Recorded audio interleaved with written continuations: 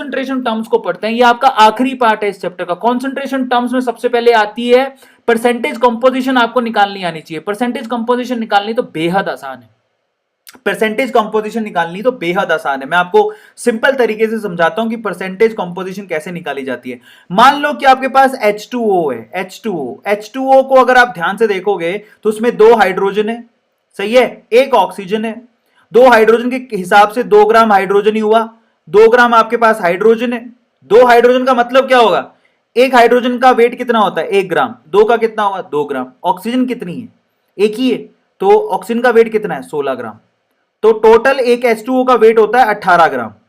Yes, तो अगर मैं बोलूं कि चलो परसेंटेज निकाल के बताओ मुझे हाइड्रोजन का मास परसेंटेज कितना है, हाइड्रोजन का मास परसेंटेज कैसे निकालोगे। हाइड्रोजन टोटल पूरे मॉलिक्यूल में अवेलेबल है 2 ग्राम, उसको किससे डिवाइड करोगे 18 ग्राम से, टोटल वेट से, इनटू क्या करोगे 100। ये होता है आपका परसेंटेज कंपोजिशन निकालने का तरीका। समझ में आ गया सबको। और ये किसके बराबर आएगा, और आप कैलकुलेट करोगे तो 11.11 या 12 के बराबर आएगा। अगर मैं बोलूं चलो परसेंटेज ऑफ ऑक्सीजन निकाल के बताओ कैसे निकालना है, तो क्या करोगे, पूरे कंपाउंड में ऑक्सीजन कितनी है 16 ग्राम, टोटल वेट कितना है 18 ग्राम, इनटू क्या करोगे 100। तो इस तरह से आप क्या कर सकते हो, ऑक्सीजन का परसेंटेज कैलकुलेट कर सकते हो। This is how you can calculate it, ठीक है, परसेंटेज कंपोजिशन। अब हम चलते हैं कि कॉन्सेंट्रेशन टर्म का मतलब क्या होता है। देखो, अगर तुमने चाय अच्छी बना दी, सपोज करो अगर तुमने चाय अच्छी बना दी, तो तुम्हारे को ना ऐसे करके जो कोई बधाइयां देगा, वेरी गुड, बल्ले बल्ले, शामा शामा, वो क्या कहेगा, वो कहेगा तुमने चाय कैसे बनाई, तुमने उसके अंदर बताओ चीनी कितनी डाली, तुमने उसके अंदर बताओ चाय पत्ती कितनी डाली। क्या कोई तुमसे पूछते हो कि तुमने पानी कितना डाला। हर बार अगर तुम कोई चीज अच्छी बनाते हो तो तुमसे सोल्यूट की मात्रा पूछी जाती है, सॉल्वेंट की बजाय। तो कॉन्सेंट्रेशन का मतलब क्या होता है, कोई भी सॉल्यूशन उसके अंदर 2 चीजें होती है, एक सोल्यूट और एक सॉल्वेंट, ये तुम्हें पता है। तो सोल्यूट जो क्वांटिटी में कम होता है, सोल्वेंट जो क्वांटिटी में ज्यादा होता है। सोल्वेंट चीजों को घोलता है, सोल्यूट चीजों में घुलता है। तो सोल्यूट की क्वांटिटी सॉल्वेंट या सॉल्यूशन में कितनी है उसे कॉन्सेंट्रेशन कहते हैं। और फाइनली कॉन्सेंट्रेशन टर्म बहुत सारी होती हैं। कौन कौन सी होती है कॉन्सेंट्रेशन टर्म, कॉन्सेंट्रेशन टर्म होती है जैसे कि परसेंटेज मास, जैसे कि मोल फ्रैक्शन, परसेंटेज मास कर ली हमने, अभी मैं और करा दूंगा। Molarity, molality, percentage volume, mass by volume, ppm, normality, और एक होता है ग्राम पर लीटर जिसको हम लोग स्ट्रेंथ भी कहते हैं। तो ये टोटल आपके पास कॉन्सेंट्रेशन टर्म्स हो गए जिसको हमें एक एक करके पढ़ना है। तो सबसे पहले मास परसेंटेज करोगे, तो देखो भैया मास परसेंटेज कैसे निकालते हैं। मास परसेंटेज, अब ये कॉन्सेंट्रेशन टर्म है, समझ में आ गया, कॉन्सेंट्रेशन टर्म में कैलकुलेशन हो रही है इसकी, बहुत केयरफुली पढ़ना है इसको, ठीक है। तो मास परसेंटेज यानी कि मास परसेंटेज का मतलब हो गया परसेंटेज वेट बाय वेट, ठीक है, वेट बाय वेट। किसी भी सॉल्यूशन में परसेंटेज वेट बाय वेट निकालने का तरीका क्या है, आप सॉल्यूट का क्या लोगे, सॉल्यूट का मास लोगे, डिवाइड बाय क्या करोगे, सॉल्यूशन का मास लोगे। नीचे हमेशा ऊपर क्या चीज आएगा, याद रखो, ऊपर न्यूमरेटर में सॉल्यूट लिखना है और नीचे आप लोगों को 99.99% केसेस में सॉल्यूशन लिखना है। तो एक ही केस ऐसा है जहां पर आपको नीचे सॉल्वेंट देखने को मिलेगा, वो है मोलैलिटी। इनटू क्या करना है, इनटू 100 करना है। ये इतना सा परसेंटेज का फॉर्मूला है, मास परसेंटेज इसको बोलते हैं। That's very simple. अगर आप कोई बोले मास परसेंट निकाल के दिखाओ, किसी सॉल्यूशन में मास परसेंट निकाल के दिखाओ, तो सोल्यूट का मास डिवाइड बाय सॉल्यूशन का मास इनटू 100। अगर कोई पूछे वॉल्यूम परसेंटेज निकाल के दिखाओ, तो कैसे निकालोगे, वॉल्यूम परसेंटेज निकालने का तरीका है, ऊपर लिखोगे सोल्यूट का वॉल्यूम, नीचे लिखोगे सॉल्यूशन का वॉल्यूम, इनटू क्या करोगे, इनटू 100। 100 एक्चुअली साइड में चला गया, वो गलती से चला गया, ठीक है, बाय मिस्टेक, तो इनटू 100। अगर कोई पूछे चलो वेट बाय वॉल्यूम निकाल के दिखाओ, तो वेट किसका लिखना है, सॉल्यूट का, वॉल्यूम किसका लिखना है, सॉल्यूशन का, इनटू क्या करोगे 100। तो ये तरीका होता है आपका वेट बाय वॉल्यूम निकालने का। अगर कोई पूछे आपका चलो मोल फ्रैक्शन निकाल के दो, तो मोल फ्रैक्शन का सीन क्या होता है, if you want to calculate mole fraction तो कैसे निकालोगे। उसका तरीका ये है कि अगर आपके पास किसी कंटेनर के अंदर मान लो कि 2 सब्सटेंस है, एक ए है और दूसरा बी है, मतलब ए मान लो सोल्यूट है, बी मान लो सॉल्वेंट है, उससे आपने सॉल्यूशन बनाया, then you can calculate the mole fraction. Mole fraction of A आप अलग से कैलकुलेट कर सकते हो, मोल फ्रैक्शन ऑफ बी आप अलग से कैलकुलेट कर सकते हो। कैसे कैलकुलेट करोगे, उसमें आपको मोल्स ऑफ ए लेने हैं, उसको टोटल मोल से डिवाइड कर देना, इसी को मोल फ्रैक्शन कहते हैं। That's very easy. यहां पर आपको मोल्स ऑफ बी लेने हैं, उसको आप लोग टोटल मोल से डिवाइड करोगे, उसी को बोलते हैं मोल फ्रैक्शन ऑफ बी।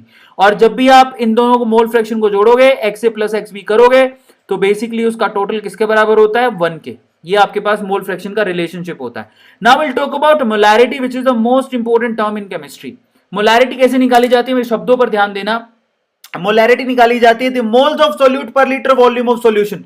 डेफिनेशन सबको पता होना चाहिए, मोलैरिटी का डेफिनेशन होता है द मोल्स ऑफ सोल्यूट पर litre volume of solution.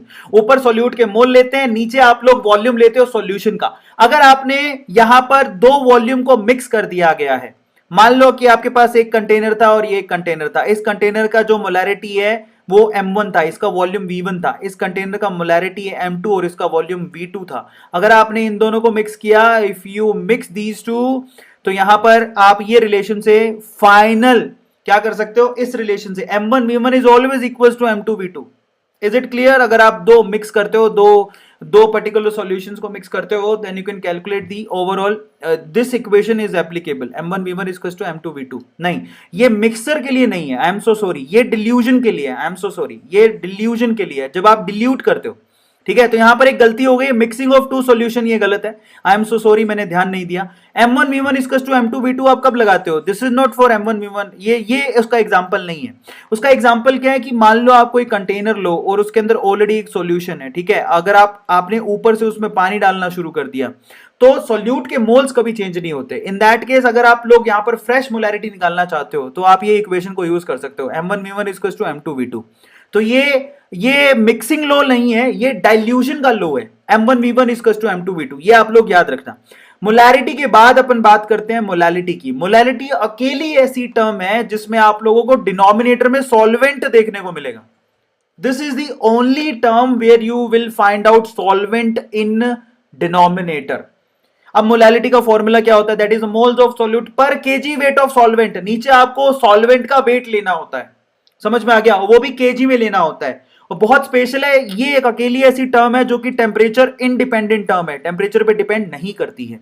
Now this is very important, इसको स्मॉल m से रिप्रेजेंट करते हैं और बेसिकली यहां पर ऊपर लिखते हैं मोल्स ऑफ सोल्यूट, नीचे लिखते हैं पर KG weight of solvent. This is how you can calculate the molality.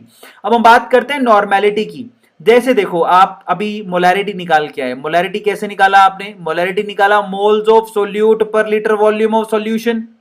ऐसे ही आप यहां पर नॉर्मेलिटी निकालते हो। नॉर्मेलिटी कैसे निकालते हो? यहां पर आप नॉर्मेलिटी ऐसे निकालते हो, ध्यान से समझना, यहां पर आप नॉर्मेलिटी, इसको छोड़ दो, ये थोड़ा सा अजीब सा लिखा हुआ है, लीव इट।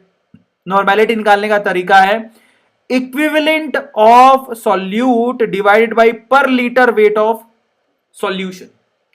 अब अच्छा, मोल क्या होता है? मोल होता है given mass by molar mass. Given mass को आप मोलर मास से डिवाइड करते हो तो आप मोल्स निकालते हो, सही बात है। इसी तरह से जब आप इक्विवेलेंट निकालना चाहते हो, देखो मोल और इक्विवेलेंट एक जैसी टर्म्स हैं। अगर आपने मोल निकाला तो क्या किया? Given mass by molar mass. अगर आपको इक्विवेलेंट निकालना है तो क्या करना पड़ेगा? Given mass by equivalent mass.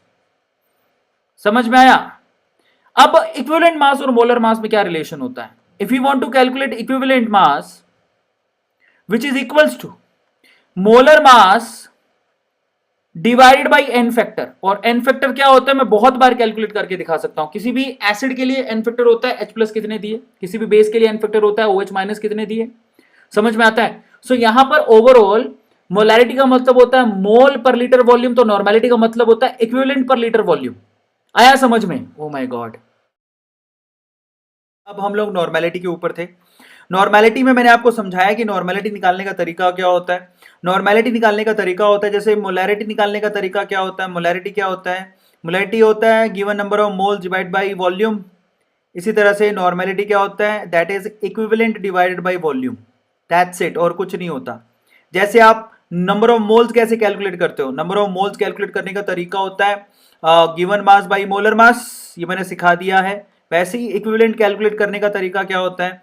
Given mass by equivalent mass, ये आप लोग याद रखोगे। अब इक्विवेलेंट मास कैसे निकाला जाता है? इक्विवेलेंट मास निकाला जाता है molar mass divided by n factor. N factor कैसे निकालते हैं मैं आपको बहुत बार सिखा चुका हूं, आप सिर्फ एक बार यूं लिख देना कि how to calculate n factor by Arvind Arora, you will find out n factor कैसे निकालते हैं। अब हम चलते हैं पीपीएम, पार्ट पर मिलियन। इसकी शब्द पे जाओ, पीपीएम, ये क्या है? पार्ट पर मिलियन, ये लिखा हुआ है पर मिलियन। इससे पहले तुम एक और करके आ चुके हो, परसेंट करके आ चुके हो ना। परसेंट जब आप निकालते हो, वेट परसेंट, जब आप वेट परसेंट निकालते हो तो आप क्या करते हो? वेट परसेंट में आप लोगों ने क्या किया था? आपने 100 से मल्टीप्लाई किया था। वेट परसेंट में ऊपर आप वेट सोल्यूट का लेते थे, नीचे आप वेट सॉल्यूशन का लेते थे, उसको 100 से मल्टीप्लाई करते थे, उसको बोलते थे वेट परसेंट। समझ में आ गया? अब यहां पर ये परसेंट है, अब ये तो कह रहा है पर मिलियन, तो इसका मतलब आपको कुछ नहीं करना, यहां पर सिर्फ 10⁻6 यानी कि मिलियन से मल्टीप्लाई करना है। तो अगर कोई मुझे पूछे कि पर मिलियन, पार्ट पर मिलियन का मतलब क्या होता है, that's very easy, it is like percent.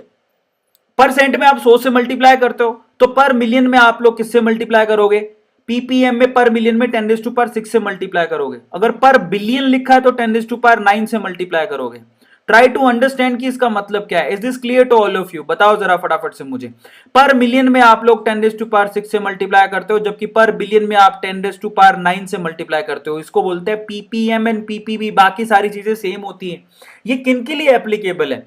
मान लो आप घर पे खीर बनाए हो, तो खीर में ऐसा थोड़ी है तुम मुट्ठी भर पकड़ के वहां उसके अंदर इलायची डाल दोगे या केसर डाल दोगे, वो एक दो दाना डलती है। कल को गलती से तुमने मुट्ठी भर इलायची डाल दी तो तुम पूरा खिचड़ी जो भी तुम बनाओगे खराब कर दोगे। तो पार्ट पर मिलियन उनके लिए होता है जिनकी मात्रा सॉल्यूशन में बहुत कम होती है। जैसे कि खीर में केसर एक दो दाना डलती है, खीर में इलायची एक दो दाना डलती है, ऐ थोड़ी खूब सारी डाल दोगे, उनके लिए यूज होती है। लास्ट में आता है ग्राम पर लीटर, जिसको हम लोग स्ट्रेंथ भी कहते हैं। This is also called strength. जब भी आप किसी सॉल्यूशन में, ध्यान से सुनना, ग्राम पर लीटर किसी सॉल्यूशन का निकालना है तो आपको क्या करना पड़ेगा, उस सॉल्यूशन में मास लेना पड़ेगा सॉल्यूट का। ऊपर देखो अभी भी सॉल्यूट का मास ही है, नीचे क्या लेना पड़ेगा, सॉल्यूशन का वॉल्यूम। मास बाई वॉल्यूम को हम लोग क्या बोलते हैं, ग्राम पर लीटर। मास बाई वॉल्यूम को ग्राम पर लीटर बोलते हैं। मास बाई पर लीटर वॉल्यूम, मास पर लीटर वॉल्यूम को ग्राम पर लीटर कहा जाता है। इसको हम लोग स्ट्रेंथ के नाम से भी जानते हैं, आप लोग याद रखिएगा। तो अगर मैं बोलूं what is the relation between molarity and strength, तो molarity is equals to strength divided by molar mass. Molarity is equals to strength divided by molar mass. अगर स्ट्रेंथ को मोलर मास से डिवाइड कर दोगे तो आपके पास मोलैरिटी आ जाएगी। Please आप इसको नोट डाउन करके रख लेना। तो इस तरह से कॉन्सेंट्रेशन टर्म्स में हमारी पूरी तरह से खत्म हो गई।